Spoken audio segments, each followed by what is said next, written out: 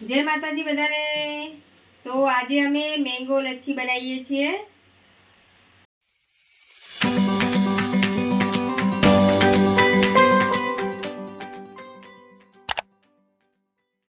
તો દહીં લઈ લઈશું અને તપેલી નાખી દઈશું, મોટી તપેલીમાં।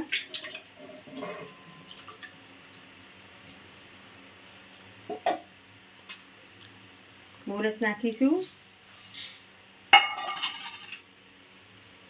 एकदम मिक्स करवानी है कि मोरस एकदम सरस ओगળી जाए।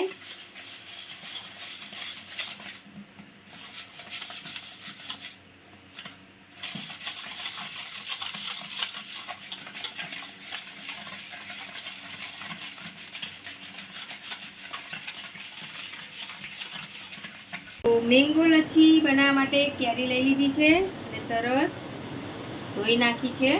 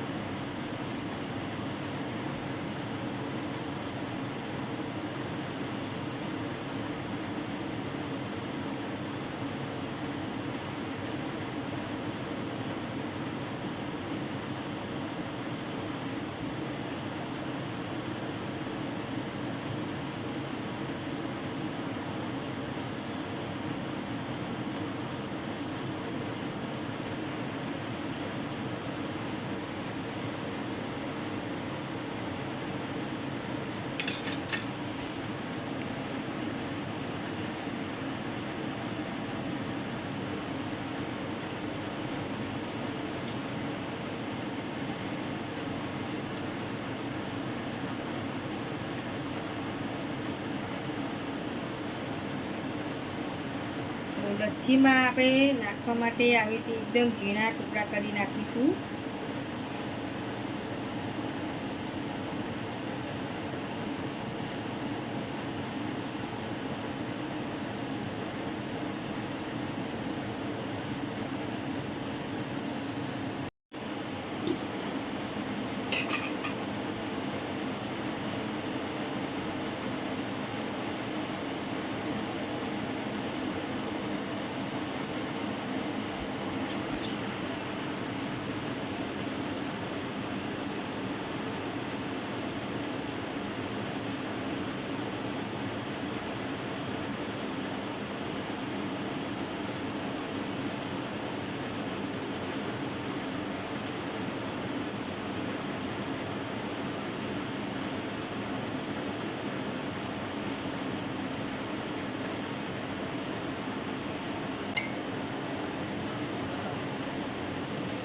तो सरस केरीना कटका कर नाख्या छे, तो एनु ज्यूस बनावीशुं।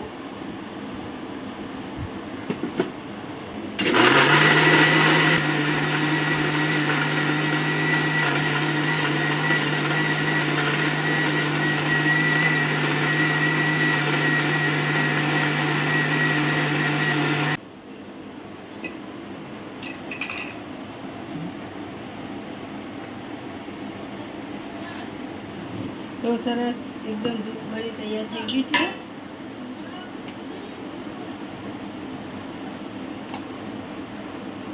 તો આ લચ્છીમાં નાખીશું।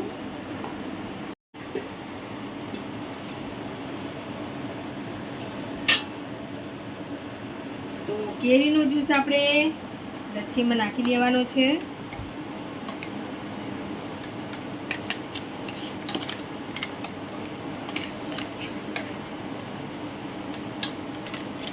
અને તમારે મોરસ આ દહીંમાં નાખીને ના ઓગાળ્યું હોય તો તમે આવી રીતે કેરીના જ્યુસમાં પણ મોરસ નાખીને એકદમ મિક્સ કરીને ઓગાળી શકો છો।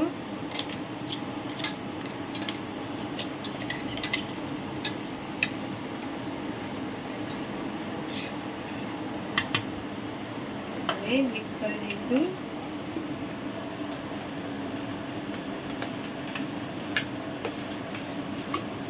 સરસ એકદમ મેંગો લચ્છી બની તૈયાર થઈ ગઈ છે।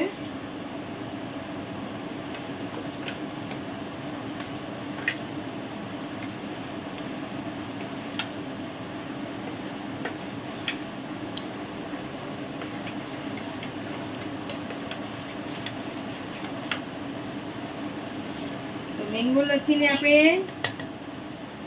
અડધો કલાક જેવું ફ્રીજમાં મૂકી દેવાનું છે અને એકદમ સરસ ઠંડી ઠંડી લચ્છી આપણી સરસ એકદમ બની ગઈ છે.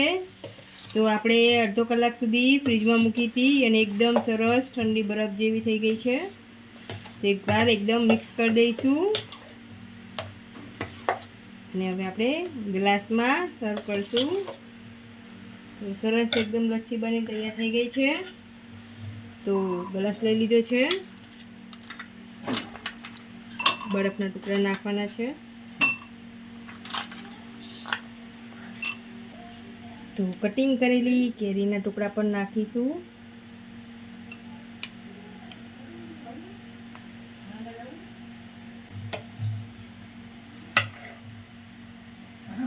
લચ્છી નાખીશું.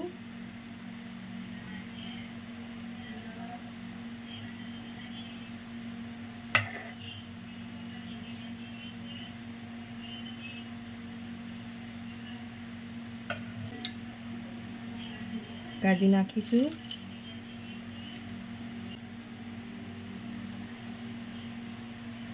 દ્રાક્ષ નાખીશું. કટિંગ કરેલી કેરીના ટુકડા પણ નાખીશું. તો તૈયાર છે મેંગો લચ્છી. તો મેંગો લચ્છી બની તૈયાર થઈ ગઈ છે.